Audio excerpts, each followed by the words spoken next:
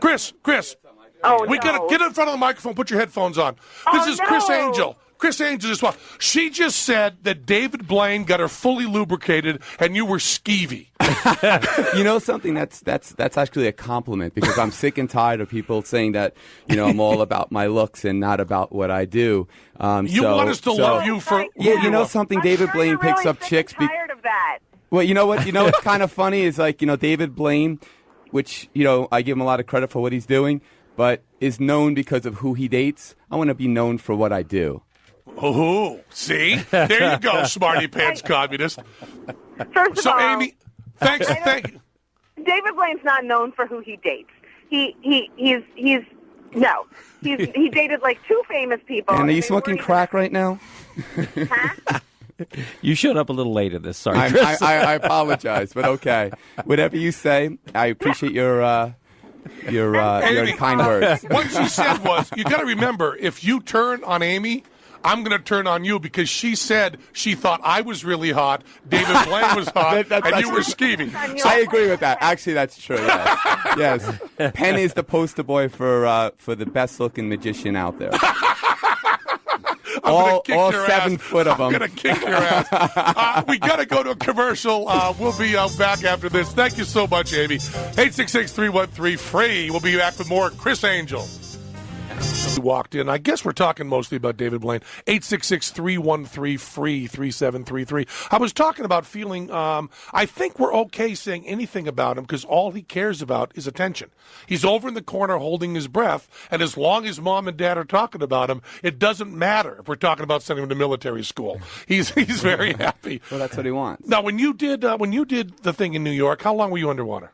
I know exactly what he's going through, because I did it in 2002.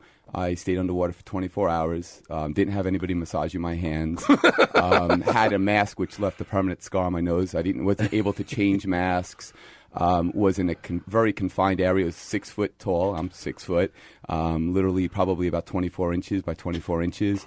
And was upside down for the first hour, had chains, about 10 pounds of chains, locks, shackles on me for the whole entire duration. Was in the middle of Times Square, surrounded by the public, Good Morning America. And after the 24th hour, held my breath and attempted to make my escape completely live on television, live for the public. And so I know, and you know something, in all fairness, he was gracious. When I was in the tank, he came by and, was very kind by doing that. Did he knock on the glass? Because fish hate that.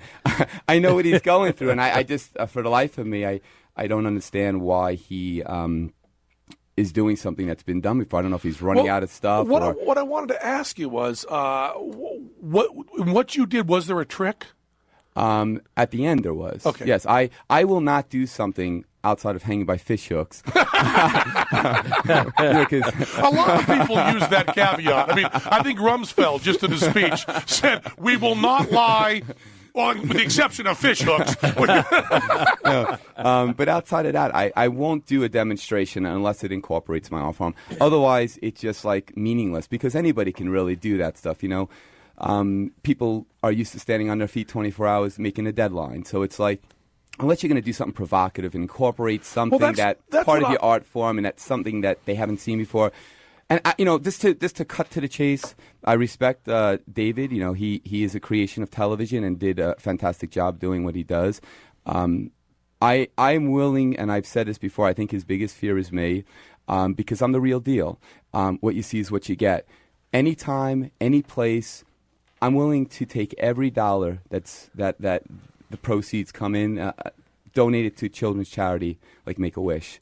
I'm willing to put everything on the line, because the truth of the matter is, he talked a big game in the public about me. It was on the radio, and but when it came down to it, we tried to contact him to set it up. He wanted no part of it. So I'm just the type of person that what I do is what I say. What I say is what I do, and I just expect people to be the same. And unfortunately, he wasn't. But anytime, I'm willing. I'll quit my career if I lose. I'm totally serious. I mean, anything he'll do, you'll do. Anything he wants to do, anytime, any place.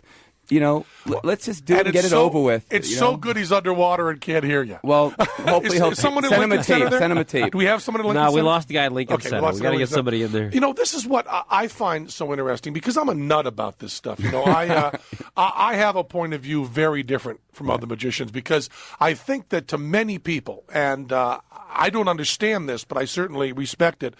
As long as there's a spectacle, that's cool. Right. But I always like to have there be some sort of heart or meaning behind it, even if there's not a trick. Houdini, a man from Budapest, right. An American immigrant at the stretching across the turn of the century, in the early part of the 20th century, he went out and did these stunts, and his sentence was, "I defy the jails of the world to hold me. I defy the jails of the world to hold me." And he wasn't speaking for himself to get attention. Certainly was doing that. But on top of that, he was speaking for all Americans, and I think for Jews especially, but for all Americans, talking about this kind of liberation and throwing off the chains and all the crazy stuff that was happening in Europe and World War I and all that stuff. He was talking about self-liberation. Mm-hmm. He referred to himself as a self-liberationist. And I really love that stuff. I love that picture. You show Times Square and you show Houdini hanging in a straitjacket and thousands of immigrants watching him up there symbolically casting this off. And I cry every time I see that picture. What you love about Houdini and why he's still synonymous, when he died in 1926 and to this day he's still the biggest name in magic, is because he connected to people on an emotional level. When people saw Houdini, as you said, get out of that straitjacket, maybe I can get out of poverty. Yeah. Maybe I can better my life, make it more richer because this little guy did these incredible things. So there was an emotional connection. And when you have that connection, that's the truest form of magic, that feeling that you get. And it doesn't have to be about tricks or puzzles. It has to be something greater than that, like a song. But the thing is that with David Blaine, he's obviously, you can say it's just slow news days because he's gotten lucky on slow news days, Right. But you can say that, but people are lining up to see him. And what bothers me about it, if I were to be completely honest, and there's really no reason to be, but is that I don't get that feeling. I wish something about his stunts made my heart pound. You see people on CNN, and some people get really excited about this, and I wish I could share some of that. Right. Well, I think it's because it's the same, thing of why do people stop, at a car wreck? They want to see. It's not knowing that they want to know. So, of course, they're going to take an opportunity to go past and check it out. And my demonstrations that I did in New York as well, people had that same fascination. They want to see what you're doing. But I've always tried to incorporate my art form at the end of the day. I think that's, as an artist, I have to give somebody something to see that they haven't seen before or couldn't do themselves. And I also, it's very weird, but I really like there to be